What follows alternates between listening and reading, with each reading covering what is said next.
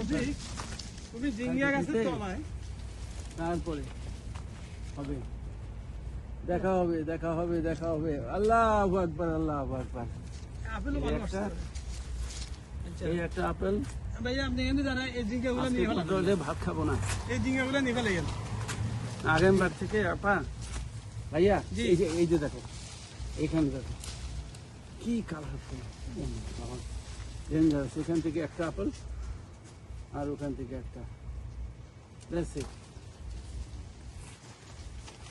এই দুইটা খেতে হবে দুই কালার এখন আচ্ছা জিঙ্গা কাটি ফেলেন ভাইয়া আরো কয়টা দিন পরে আরো